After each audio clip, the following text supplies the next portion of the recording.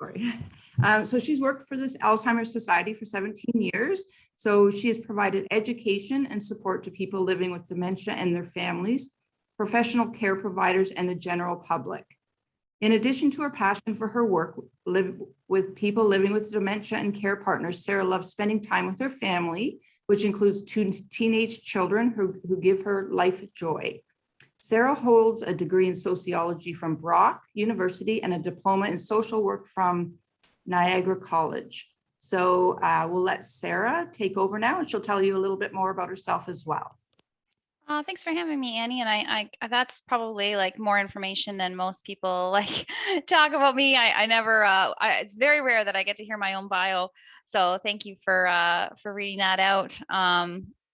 It sounds amazing, but I have to say that the majority of the stuff that I learn about dementia and about healthy brain and about the world of Alzheimer's has come from the wonderful, amazing people I've had the opportunity to work with, both living with dementia and the partners in care. So, so thanks for joining me. Hopefully everyone can hear me okay. I am going to share my screen. We're going to, I have a slide presentation that I will use for this evening's presentation. Hopefully you can all see this okay. So you have joined the Welland Public Library for an Aging and Dementia. We're going to talk about brain health this evening. So let's start, let's talk a little bit about normal aging. So aging it can be sometimes a bit of a scary thing. I think for some of us, most of us, we don't always know exactly how the aging process is supposed to happen. It's important to remember that there's not really a specific normal aging, right? For when it comes to general aging, and there's going to be some general body changes that occur across time as we age. And some might happen sooner or some might happen for later, depending on, people and genetics and environment and all sorts of things affect the way we age.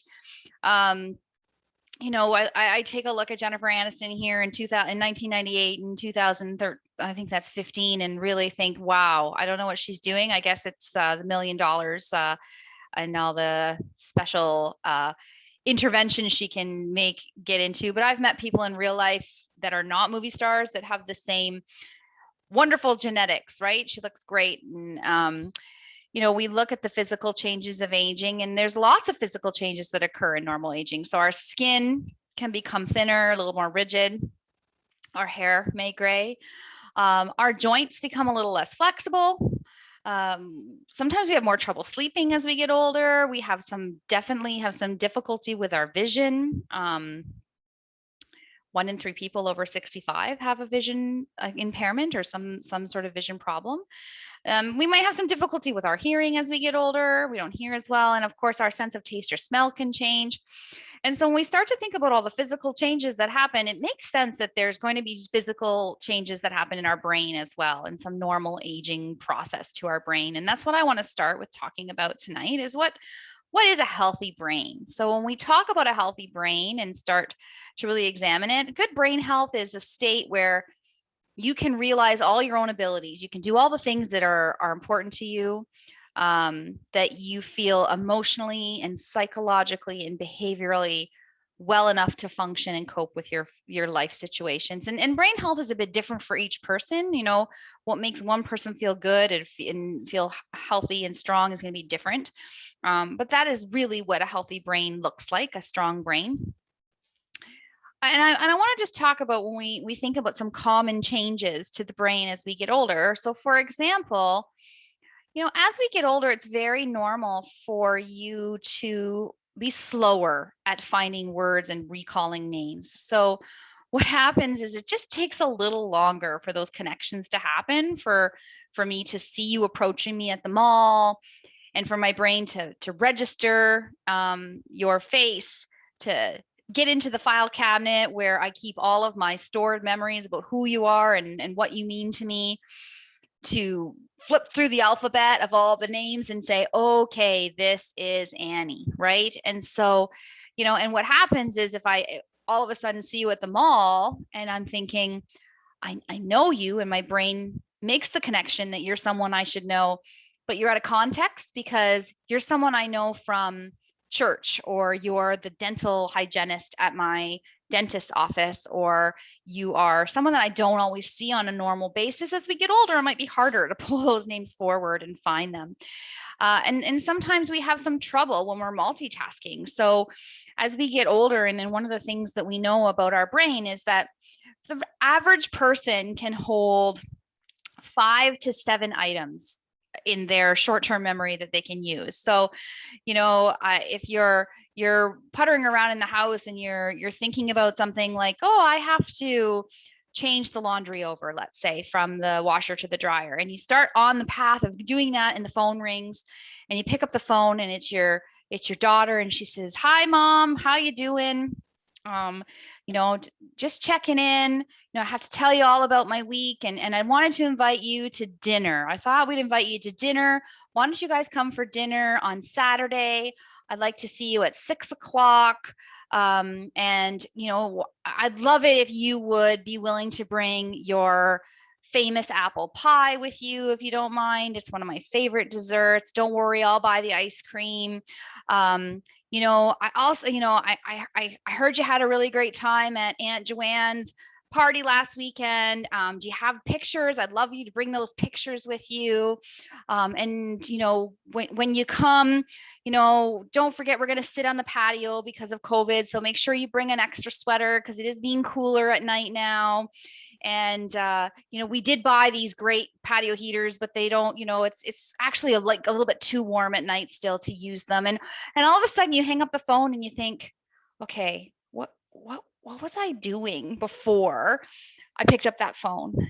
Because I can't multitask the way I used to. And I will show up at my daughter's house on Saturday and at 6 o'clock, and I will have remembered my apple pie, but the chances are I won't remember to bring photos from my Aunt Joanne's party or my sweater. I might remember my sweater because it's physically cued by the weather, but I forget things because that's just too many items for my brain to remember as I get older. But that's normal. It's very normal, and harder to multitask. And we just have some mild decreases in the ability to pay attention as we get older. It's just a little bit harder for us to focus.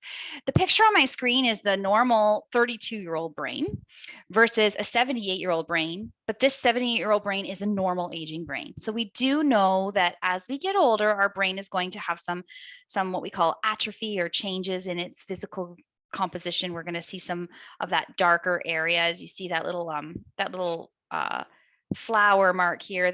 Those black areas are the areas where our brain is doing some shrinking as we get older. And that's normal to see on anyone's CAT scan as they get older.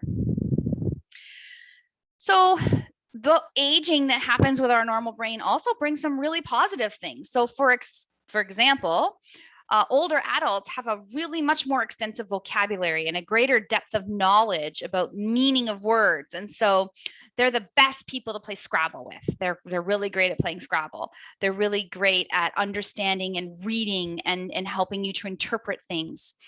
They have a better implicit memory. So they can apply things implicitly to the world, and they are able better to interpret things, and they have much greater capacity for empathy and have a bit better judgment and reasoning skills because of the life experience that has come and the depth of knowledge that is in their brain. So truly, there are some great positives as we get older as well. And we have to look at our brain the way we look at the rest of our body. We need to take care of it. I just put this little comic in here. The older I get, the more I ask myself the really important questions like, what did I come in here for? And normally if I was in a room with all of you, I'd say, how many of you done it? Walked in a room, opened their fridge and thought, why am I in the fridge? And not sure why you're there. And we all do those. And we all have those moments that we call blank moments or senior moments or whatever you want to call them, blips, I guess, in our day. And we need to sometimes those can be concerning for us. And I'm going to come back to talk about that. But what we really need to do is think about how we can be really good to our brain. And how can we keep our brain aging well and keeping it healthy? And so these are these 6 areas that we recommend that we focus on when we talk about being good to our brain. So we're going to look at these a little bit more. We're going to unpack them a little. We're going to talk about being social. We're going to talk about challenging our brain and hopefully challenge our brain together a little bit. We're going to talk about being physically active, eating well, reducing stress, and really having regular medical checkups and making sure we're taking care of our medical health. So the first one I want to focus on is that social interaction. So have you ever heard the term or the saying, if you don't use it, you will lose it? And so many of you probably already knew the end of that sentence. Social engagement is a really important aspect of keeping our brain healthy. Being involved in what we call meaningful experiences, or things that provide purpose and make you happy and keep you engaged, are really important for your brain health. So it's not just about being busy, because I'm busy too. On Saturday morning, I got up, I had to go to the bank, I stopped at the pharmacy, I needed to grab some groceries, I stopped over to get gas at the gas station. There was lots of sort of interaction with other people during that time. But it was, and I was busy, but I'm not sure that that was meaningful social interaction. It can actually be quite stressful. So we want to make sure that we're doing things that are beneficial for our brain and our overall wellness. And it could be something you enjoy, like community exercise or walking groups. It could be one-to-one with your best friend, just a call with your best friend. And now we really have to consider, over the last year, we've considered a lot of Zoom and Skype and FaceTime and social interactions that really keep us engaged with other people, because isolation is really hard on our brains and our bodies. So social interaction is the first, and I think probably the most important thing you can do. So studies show that persons who are not socially engaged can decline faster in their memory changes. Isolation and social isolation specific can be as bad for you or as bad for your health as something like smoking. So we want to make sure that we're keeping engaged, right? Don't sit in the chair all day. The next thing is that while we're being socially engaged, is one of the things that we encourage people to do if they're normal aging, living with a dementia, whatever it happens to be, we want to make sure we're keeping our brain stimulated. And so we want to improve stimulation can improve our memory and attention and help our processing skills. But what it really does is it promotes brain plasticity. And brain plasticity is the idea that the brain can adapt and learn and change based on the inputs and the experiences it has. So our brains are miraculous. They're really amazing. So if we give it some challenge, it can really help it out. So some things that people love to do, and I hear a lot of, are things like Sudokus and crosswords. And sure, those are really great if that's something you love. But if you're like me, where if the Sudoku is anything more than the simple ones, where it's just really plain logic and no guessing involved, and then other than that, I hate them. I want to throw the book across the room and they just frustrate me. Doing something like that, yes, sure, it may challenge my brain a little bit, but that frustration and that stress is not good either. So we want to do things that we enjoy and that don't cause us extreme frustration when we talk about brain stimulation. If you're a reader, we can do things that are small, like change things up. If you like to read the first paragraph of every chapter out loud. Your brain's just going to sit up and go, hey, that's different. If you like word puzzles, try word mining. If you play cards, try a new game. And there, of course, are some computer-based programs that you can do. And one of the other things you can do for your brain is meditation or Tai Chi or mindfulness programming. That's really great for keeping your brain stimulated. So what I thought I'd do, because when we're on these kinds of things, it's easy for me to just talk and talk and talk. But I thought maybe we would do a little bit just together, just to keep our brain stimulated tonight. So just a quick brain teaser. Luke had it before, Paul had it behind. Dr. Lowell had it before and behind, and twice as bad as before. Mrs. Gallagher had it twice in the middle, before she was married. Girls have it, boys do not. It is in life, but not in death. What is it?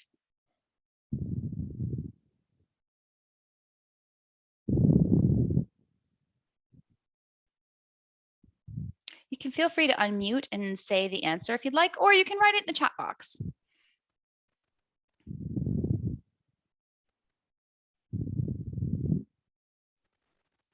Hopefully we're getting that brain working. I'm going to give you the answer.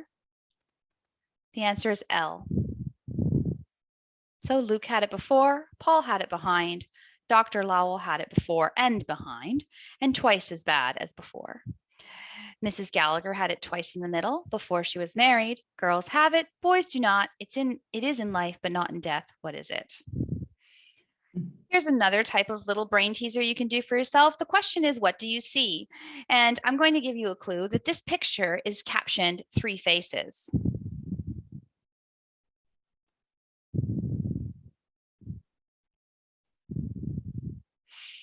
So if you take time, eventually you probably will see a man with a mustache, an old lady, and a young woman, all inside the same photo. Here's another sort of visual illusion of 2 different things that your brain can interpret.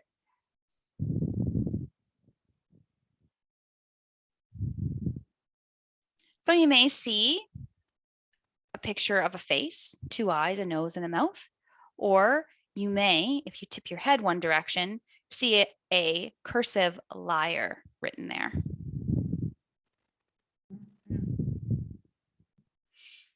Another kind of game that you can do with your brain is these are 3 words that have a related item. So the words are cottage, Swiss, and cake.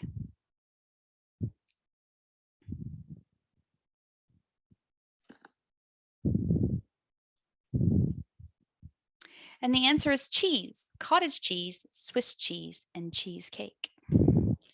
Another, playing, credit, report.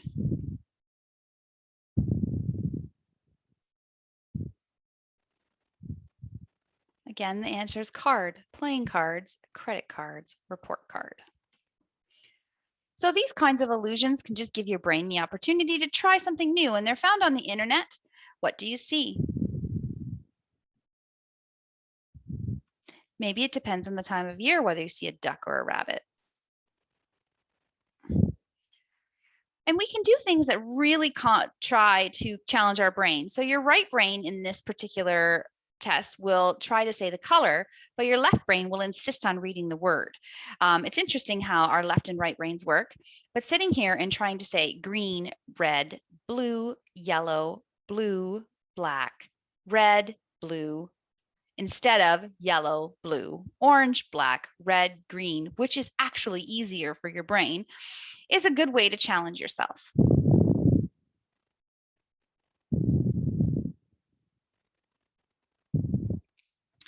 These kinds of things can also be really helpful to look at pictures and see what you see. Have you ever laid and watched the clouds? Similar concept. What do you see? Many of you may see a beautiful lakeside view with a couple standing and watching, and some of you may be able to see the child or small baby curled up in the photo.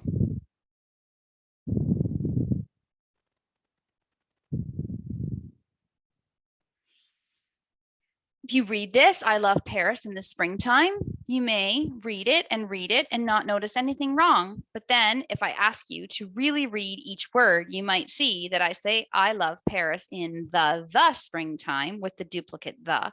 The reason is your brain tunes out things that they know shouldn't be there.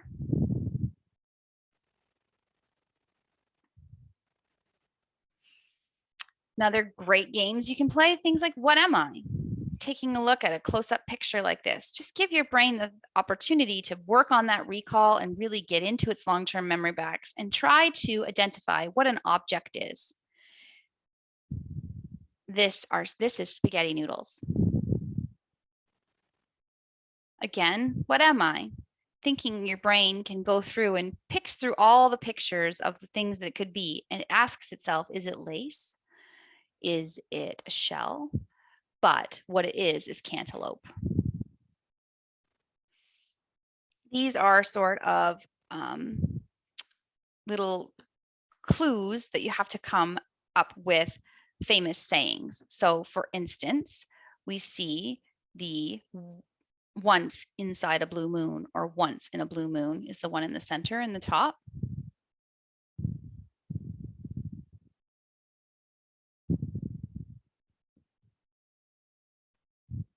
Big fish in a little pond. Repeat after me. Scrambled eggs. First aid. Does anybody want to guess the last one?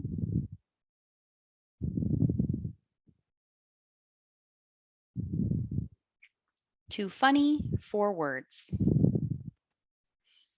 Larry's father has 5 sons named 10, 20, 30, 40. Guess what the name of the fifth would be?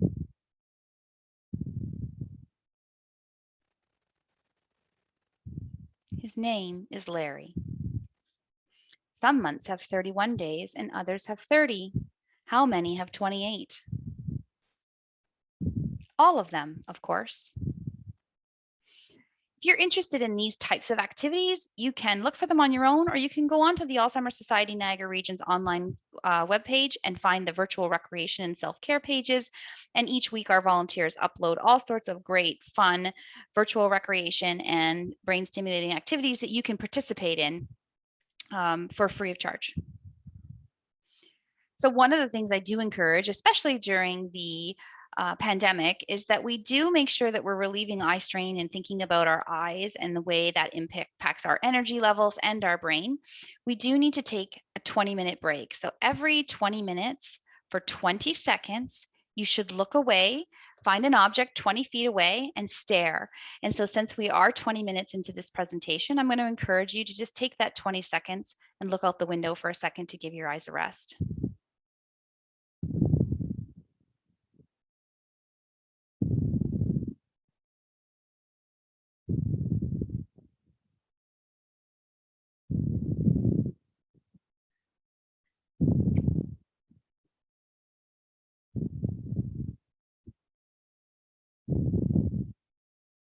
Perfect.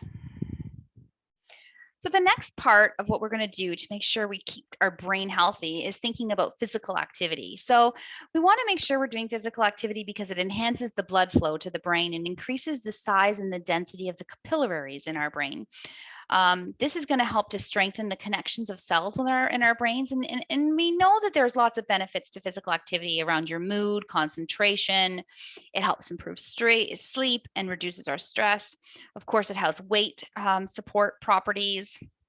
And as we age, aerobic and resistive training are really great to help with fall prevention and making sure our muscles keep strong. As we age, our muscles lose density and they can atrophy. So if we don't take care of them, it can make us a lot more frail. So we want to make sure we're taking care of ourselves, but we should try to make sure we enjoy what we're doing. So some of the great ones are things like Tai Chi, walking, swimming, yoga.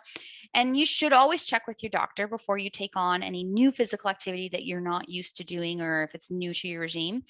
If you're looking for stuff, there's lots of online programming through the senior centers. The Healthy, Safe, and Strong program through the Niagara region is still running virtually. And of course, the Alzheimer's Society has Tai Chi and, well, it's actually Qigong and our Minds and Motions program running every week, which is also physical activity, all online to support people in keeping physically active. So I'm going to switch gears now and talk a little bit about a healthy brain diet, because one of the things we know that research supports is the importance of eating well to support our brain. We all know that eating well can really help with concentration and alertness and mood. I'm sure that if any of you went out and had your favorite burger, whether that's at Burger King, McDonald's, Harvey's, A&W, I'm sure I'm going to miss one, Wendy's. You pick up your burger, you come home, you eat your burger, you're thinking, oh, so satisfying. What a wonderful treat. And for about an hour, you're okay. And then you hit like a plateau where you're like, oh, I need a nap. I'm tired, because we haven't really given our body the foods it needs in that moment to support it. And to think about food, it's good to have those treats once in a while, but we know that when we look at food, it can really help increase neuronal communication. So the neurons in our brain communicating, if we eat right, it helps them. So one of the things I want to just draw your attention to is the term antioxidants, which I think we hear a lot about. Everything has antioxidants added or anything, lots of antioxidants in things. But antioxidants are substances that protect our cells in our brain. So if you think of your brain like a little factory, and with every factory, there's a bit of a waste product. And those waste product that our brain uses or has based on its use of energy is called free radicals. And as we get older, free radicals are not cleared as well as they used to be by our body. And free radicals they play a huge role in protecting them from heart disease, cancers, and other diseases. They help break down foods in our bodies. So we want to make sure we're cleaning them out. So antioxidants help do that. I always say antioxidants are Mr. Clean of the brain. So, we want to make sure that we are introducing the bright leafy, bright fruits and vegetables that have lots of antioxidants in it. And the other thing that does is it helps to reduce the refined sugars in our diet. So if we're eating a lot of these bright foods, we know that there's a lot of more refined sugars in things like processed foods, and those processed foods lack the vitamins and the minerals and the fiber that we need. So if we can incorporate these other healthy options to satisfy our sweet tooth and to incorporate antioxidants, we're going to do a lot better. Our brain is going to do a lot better. We can also get antioxidants in things like spices, like cinnamon, clove, nutmegs. They're really high in antioxidants, and a great way to make sure that we're spicing up our food and making it more exciting to eat. We can put these spices in everything. I put it in my yogurt, but I know people that put it in their coffee or their tea to just make sure they're getting those antioxidants in their diet. The next thing we want to talk about is omega fats. Again, kind of a word that we've heard a lot of over the years. Our human body can really make most of the fats it needs from other fats or raw minerals, but that's not the case for omega-3 fatty acids. We know these are essential to our body, but our body can't make them from scratch. We have to get these omegas from food. And yes, some people are like, ugh, I can't stand fish. I don't want fish, but you can get it in certain nuts and olive oils and avocados. These have omega fats in them too, and they are good for you. So they are found in walnuts, olive oils, yes, in fish like salmon or herring. And they're really needed for brain development. So we want to make sure that we're getting these fatty acids and that help our brain stay in tip-top shape and incorporating them into our diet. One of the other things that we want to make sure we're getting, and we talk about a lot, is B12.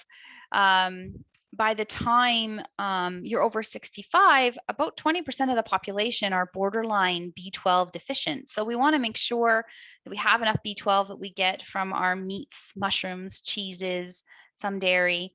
And if you're worried that you're fatigued or tired, it's a really good opportunity to have your doctor do a little test to see if you have any B12 deficiency. Calcium is another really important. It helps with the channels in our brain and making sure we get enough calcium, good for our bones as we age, and also really good for our brain. And of course, you can't worry about calcium if you're not getting vitamin D. Vitamin D helps us to absorb that calcium and is also a really great vitamin for our brain.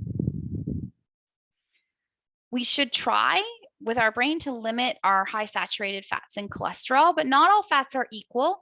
Really important to go light on the fats that are not good for you.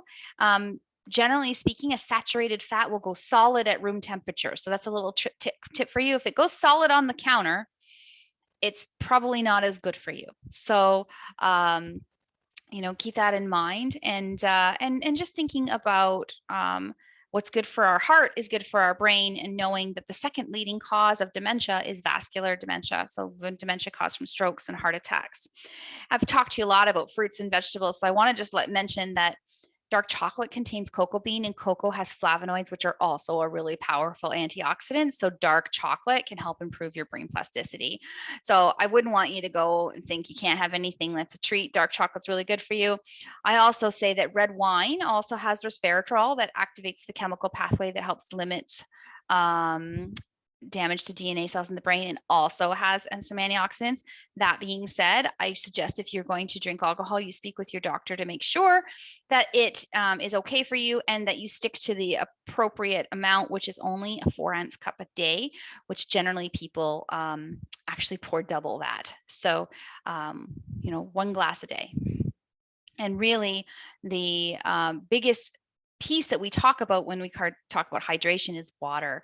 So, and because studies show that even mild dehydration can impair many, many aspects of brain function. And by the time we're 40, we don't actually know we're thirsty until we're actually dehydrated. So our body doesn't have that thirst mechanism to tell us we're thirsty, as it doesn't do it as well. And so always need to be sipping on water and making sure we have some water near us. So if you're interested in more about what kind of diet is really good for the brain, the one we recommend at the Alzheimer's Society is the Mediterranean diet, which I'm sure if you would be familiar that it includes a lot of fruits and vegetables and fish and white meats and less red meat and less fatty foods. And they do eat this way a little bit better in some parts of Europe, which is why they call it the Mediterranean diet. And of course, they do have less prevalence of dementia in that part of the world. So I'm going to move on now and talk a little bit about the next aspect of the 6 that we talked about for supporting brain health, and that's managing our health. So many of us only go to the doctor when we're sick, when we are, at the point where it's no return. You need an antibiotic or you need something, or you need a prescription refill. Many of us don't see our doctor or have conversations with our pharmacist on an ongoing basis. And many of us live with chronic illnesses. So diabetes or arthritis or a mental health illness, cholesterol or blood pressure problems that are being managed by medications potentially. And really, we need to see our doctor and make sure that we're helping to reduce those cardiovascular risks and being aware. I always say, know your numbers. You should know what your normal blood pressure is. You should know what your normal sugar levels are. And what we're finding during the pandemic is that Canadians with a lot of these chronic conditions are really been very reluctant to proactively seek any health care because of the COVID-19 virus. People are like, I'm not going to that doctor unless I absolutely have to. And so what we're saying is that people are putting their health on hold, and really important for both your brain health and your physical health to not put your health on hold, and make sure that if you have any chronic illnesses or you have any things crop up that need addressing, you go and see them, but also that you have those regular checkups and have that relationship with your doctor. So if something changes with your brain health or physical health, your doctor is aware of what's happening and can support you in that, getting the support you need. And when we talk about managing our medical health, we talk a lot about stress, and stress in the brain is really important. So a little stress is a great motivator. I don't know about you, but I was the procrastinator in school, and that little extra stress of the deadlines really helped me to get things. But a lot of stress can be really poor on your health. It can be a real obstacle, and it's not a real benefit. And so when it comes to many things, stress can really affect our relationships, our memory. It can really have an effect on our health promoting behaviors. It makes us really disengage from what we should be doing. It can really inhibit the way you form and retrieve memories from your brain. And so I don't know about many of you, and I can't see you or really hear you tonight, but I'm sure many of us have had varying levels of stress, especially over the last 18 months. And if so, you're feeling like your memory is a bit impaired, or you're feeling a little bit less engaged, examining stress can be a real good starting point for you. How is stress affecting you? Because it can affect your memories and how they're formed. So people who are really stressed, they don't form very good short-term memories. And because they don't form short-term memories, they're not forming good long-term memories. And because if we can't get it in at all, we can't get through past the short-term memory part, we don't remember a week from now or 2 weeks from now what that looked like or what was happening. So when we talk about stress management, we talk about the stress of the news a lot right now, because certainly we all know that tuning into the news a lot can cause a lot of stress. So I always say you can minimize watching or reading or listening to news about COVID specifically, especially if it's making you feel anxious or distressed and causing you stress. Make sure that you're seeking information from a trusted source, because often when you're looking at everything on Facebook or Instagram or one of those online places, you're not always getting true information. So make sure you check your sources. And that can be very stressful to read something that may not be accurate. And making sure that you can maybe set times. I'm going to say twice a day, I'm going to look it up and read it because I really want to stay informed. It gives me stress not to be informed, but I also want to just not make sure I'm taking it in all day, every day, because, we don't want to live in that constant state of worry. One of the best things you can do for stress is just following 3 and easy steps. And we just call that breathing. So around breathing. So just, and we can do this together in a minute, but simple breathing, it helps to release the toxins in your body. It relieves emotional distress. It improves your blood. So deep breathing releases a carbon dioxide. It increases oxygen supply, which means your brain is getting more of what it needs. When you breathe purposefully and slowly, you can start to feel relaxed. And it actually has been proven that proper breathing can help relieve pain if you are experiencing pain. And of course, it does have properties for elevating mood. And so, it's important to think about stress management, and that's good for your brain as well, is to just follow the 3 easy steps. Inhale for the count of 5. Exhale for a count of 5.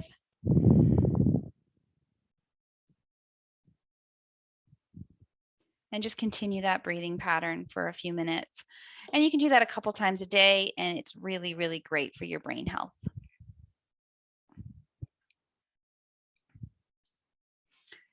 So I want to talk now, we've talked a little bit about those 6 aspects of healthy aging. I just want to talk about what happens when normal aging starts to progress into dementia. And that's where the Alzheimer's Society can really come into play. So we know that what normal aging looks like is if I test someone at the doctor's office about their memory is going to look fine. On paper, everything's going to look normal. And their day-to-day activities are going to be not affected. They may have some mild annoyance with the idea that their brain is not giving them their all, but generally their family's not worried, and they recall with cueing. When they open that fridge and they can't remember why they did so, when they turn around and they see the bread on the counter, they remember they needed the mayonnaise. There's cues help them recall, and they lay at bed at night, they remember the person's name. It comes back to them. There is a section in between normal aging and dementia called mild cognitive impairment. And what that looks like is, yes, on paper, something's not quite right. We can test and see that you're having more of those blips in your day-to-day life, and they are very noticeable to you and your family, but they're not impairing your activities of daily living. So you can still cook and clean and drive and pay your bills and do all your normal activities you've always done. The memory is not stopping you from doing that. It's just annoying, but also just outside that normal range. And people can live with mild cognitive impairment for a really long time. Some of them stay the same. About 25% will live with mild cognitive impairment for the rest of their lives and never progress. About 25% will also improve. So some of them will just get better. They'll engage in some of the normal brain activities that we've talked about tonight, and it will help them improve in their back to normal aging and feel well again. And others, unfortunately, about 50% will move on to somewhere under the umbrella of dementia. And dementia, that umbrella of dementia means that there's somebody is living with memory loss that is not reversible, that's affecting their day-to-day life. So it's stopping them from doing their normal activities of daily living. And there is actually 80 to 90 different conditions that can cause dementia, and Alzheimer's is just one of them.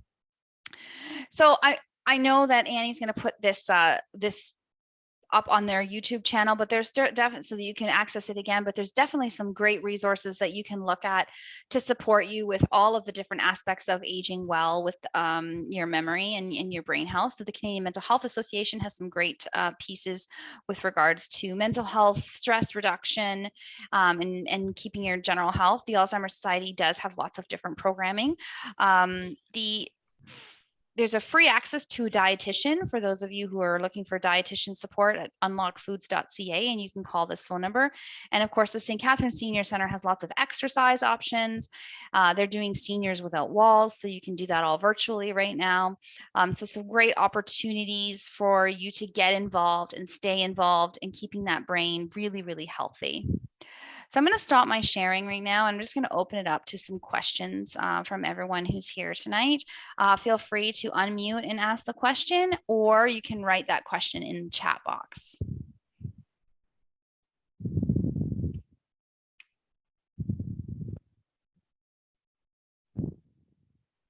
Everybody's so quiet.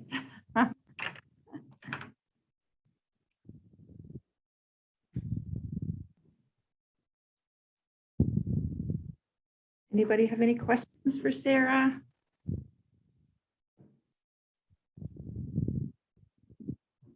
Nobody. And that's okay. If you have a question in the future, you're welcome to contact me at the Alzheimer's Society or send it through Annie, and she'll be happy to pass it on to me as well.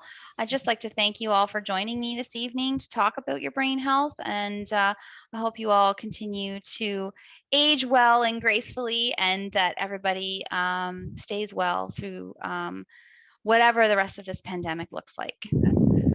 Thank you so much for being with us tonight, Sarah. So I just wanted to point out to everybody that the library does have a memory care kit, and you can actually check it out. So I think it was from the Alzheimer's Society. So it has games and puzzles and things to get your memory going. So yeah, so you can come and pick that up and check that out if you'd like. All right, thanks, Annie.